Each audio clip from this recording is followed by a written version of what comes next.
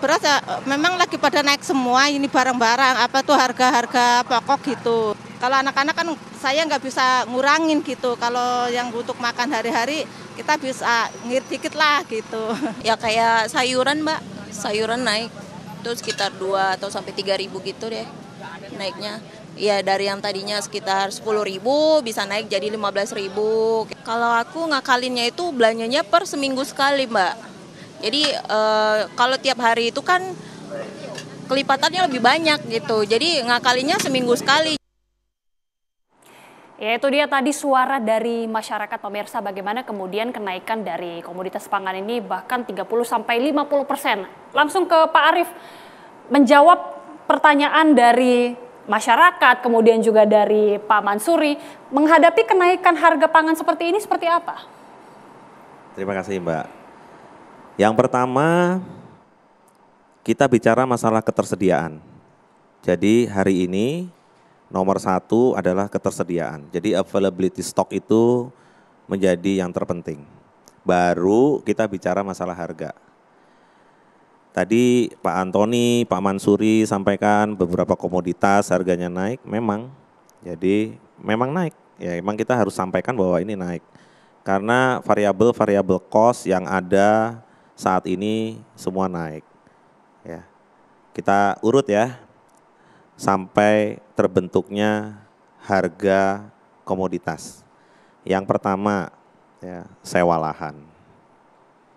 Yang kedua hari orang kerja. Yang ketiga fertilizer. Yang keempat BBM naik.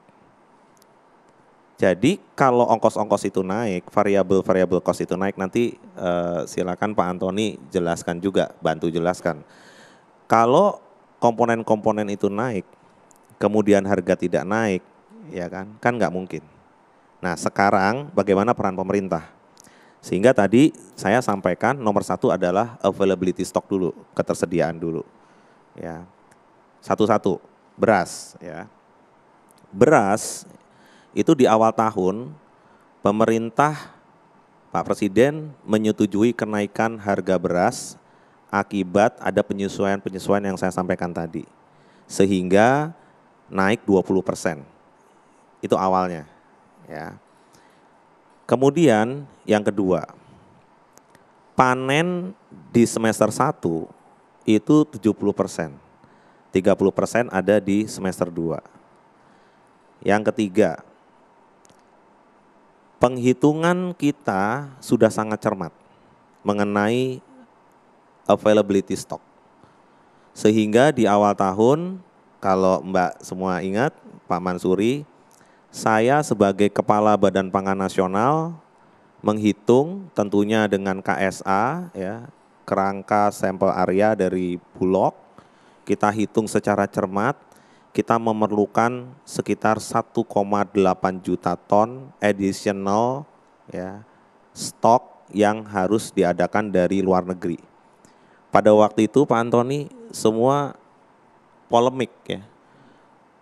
Kok waktu panen raya kita memasukkan barang? Panen raya memasukkan barang itu nggak common. Semua orang menyerang ya.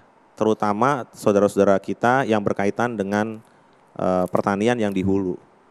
Waktu itu saya menjawab, ya, ada salah satu ekonom juga di sini, kita pemerintah akan melakukan importasi secara terukur. Yang kita garanti adalah harga di tingkat petani tidak turun. Kemudian Pak Presiden dalam rapat terbatas menyetujui untuk melakukan importasi sebesar 2 juta ton. Ya, jadi kalau disampaikan pemerintah tidak menyiapkan, salah. Karena menyiapkan, kalau enggak ada 2 juta ton dong. Jadi 2 juta ton itu sudah dipersiapkan mulai dari awal tahun.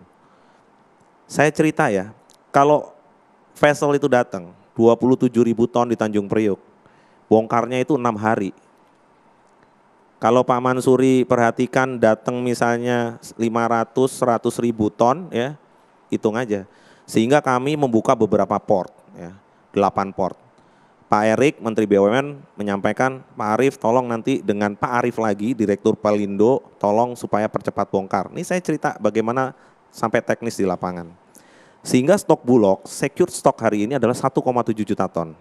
Dan akan masih ada lagi ya masuk sampai dengan Desember itu sekitar 600.000 ton. Ya. Jadi kalau saya bicara begini, apakah pemerintah tidak melakukan persiapan? Artinya pemerintah sudah melakukan antisipasi. Iya dong. Iya dong.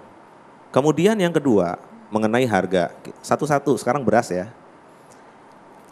Pada waktu dulu melakukan importasi, dulu dolar itu 13.500, 14.000, 14.500, 15.000, 15.200, 15.300. Hari ini berapa currency rate untuk dolar? 15.700. Ya. Kalau kita ketergantungan sama importnya tinggi, ya, misalnya seperti bawang putih, ya kita hanya mengikuti berapa harga di luar, kemudian berapa currency rate-nya. Tinggal kita pilih, kalau mau subsidi pemerintah akan menyiapkan uang berapa untuk subsidi supaya harganya baik, itu kan pilihannya. Nah, kalau seperti hari ini, ya, misalnya harganya $605 per metric ton, sebelumnya $645 per metric ton, ya. Kemudian turun nih, harga tuh turun nih sekarang beras nih, karena mereka juga sedang panen. Ya, turun harga beras di pasar internasional, tetapi ya currency rate-nya 15.7. Kemudian BBM hari ini naik, jadi freight itu semua ongkosnya naik hari ini. Ya. Nah ini yang mesti juga disampaikan kepada publik. Ya. Kemudian pemerintah, Pak Presiden, karena kita semua sangat peduli dengan masyarakat kecil, kita semua menyiapkan bantuan pangan. Bantuan pangan itu kepada 21,3 juta masyarakat yang terbawah, KPM, keluarga penerima manfaat. Itu 640.000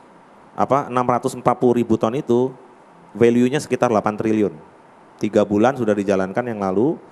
Yang sekarang perencanaannya itu adalah Oktober, November, Desember. Tetapi karena Pak Presiden juga melihat bahwa kondisi masyarakat seperti ini, dipercepat September, Oktober, November. Ya. Di ratas yang terakhir Pak Antoni, Pak Presiden menyampaikan lagi, kalau memang diperlukan lagi, kita siapin lagi untuk Desember. Ini jadi yang kita, kalau dari skala prioritas, pemerintah sudah melakukan itu. Ya. Kemudian kami berkoordinasi terus ya, tentunya dengan teman-teman penggiling padi, pedagang pasar. Jadi kalau tadi teorinya Pak Antoni adalah kita short, hari ini semua upaya dilakukan. Mengisi pasar induk beras Cipinang, sampai hari ini udah 8.000 ton. Stok awalnya waktu itu 27-28.000, hari ini 31.000 ton. Padahal masuk terus, barangnya juga keluar terus, artinya membanjiri pasar. Dan stok level di pasar induk Cipinang naik. Kalau harga di pasar induk Cipinang turun, saya bisa pastikan itu. Ya. Kemudian harga di masyarakat ini cenderung stagnan, ya, stagnan. Stabil, naiklah 20-30 rupiah, ya, di pasar tuh naik, kita akui gitu ya. Kemudian selain kita bantuan pangan, mengisi pasar induk beras Cipinang, mengisi modern market, mengisi pasar tradisional. Ya. Sekarang kita anggap masih kurang, ratas terakhir perintahnya adalah kita siapkan 200.000 ton, tapi berasnya beras komersial. Jadi tidak memakai yang 10.900 Pak Mansuri. Tetapi komersial itu angkanya kurang lebih 11.600, 11. Jadi nanti semua ini kita dorong untuk itu. Ini saya lagi bicara masalah hilir. Yang di hulu, perintah Pak Presiden kepada PLT Mentan, saya juga ya, untuk menyiapkan produksi lebih baik. Mulai ditunjuk untuk amanah PLT Mentan ini, hari Jumat lalu siang, ini kalau teman-teman Kementan ada ya, itu sampai jam 12, jam 1, jam 2 setiap hari itu ada 5 dirjen di sana, semuanya kita sepakat meningkatkan produksi. Karena kuncinya adalah produksi. Produksi itu Kementerian Teknis, Kementan tanggung jawab. Sehingga faktor-faktor yang bisa meningkatkan produksi itu satu-satu kita detailkan. Saya cerita, misalnya pupuk. Tadi sebelum ke sini saya lama diskusi sama Dirjen Anggaran, Pak Isa dari Kementerian Keuangan. Pak, saya akan siapkan by name by address ya, dengan tim ya. Sebenarnya berapa sih kebutuhan pupuk kita? Ini baru ngomong pupuk nih. Ya. Kalau anggarannya 25 triliun, harganya dulu audited 2021, hari ini 2023, kenaikan harga udah 5-6 kali, kemudian nggak bisa kita pakai lagi, jadi jumlahnya pasti akan turun.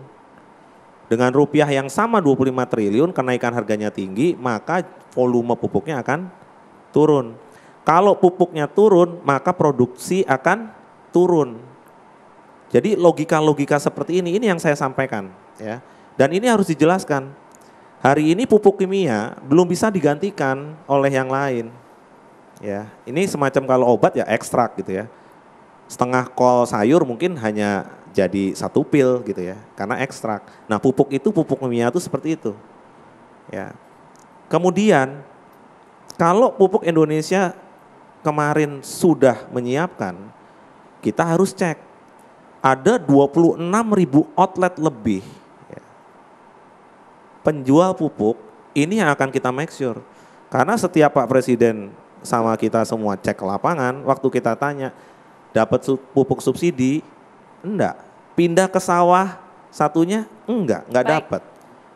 Nah kalau seperti ini, pertanyaannya yang 25 triliun pupuk ini kemana gitu kan? Okay. Harapan kita semua, ya, kalau ini subsidi udah ada, kita ke sawah, kalau Pak Presiden sederhana sekali, kok maksudnya pengennya ke sawah, terima kasih sudah dapat pupuk subsidi, nah gitu harusnya. Baik. Tapi ini nggak terjadi kan? Nah makanya saya kemarin telepon saudara saya di Dirut Pupuk Indonesia Holding Company. Saya minta beliau nanti setelah mungkin kembali dari Bangkok ya untuk memastikan ya menggunakan digital ya. Jadi kita harus tahu stok on hand di setiap outlet yang ada, memastikan pupuk itu ada. Hari ini petani menyampaikannya begini, harga tinggi ya nggak apa-apa, yang penting ada barang, udah sampai seperti itu. Nah ini PR kita semua dan saya tentunya minta waktu ya, kita semua detailkan satu-satu ya. Itu baru pupuk, benih ya. Kemudian berikutnya lagi air. Baik. Hari ini kalau kita paksa pun tanah yang tergantung sama hujan, tanda hujan, hari ini nggak bisa kecuali irigasi teknis. Oke. Ya, dengan sejumlah hal yang sudah dilakukan oleh pemerintah ini dan kemudian Pak Arief juga mengatakan memang masih membutuhkan waktu untuk memperbaiki ini. Tapi bagaimana kemudian sejumlah upaya yang sudah dilakukan ini bisa berpengaruh terhadap harga pangan? Nanti kita juga akan tanyakan tanggapan langsung dari Pak Mansuri dan juga Pak Antoni sesaat lagi pemirsa.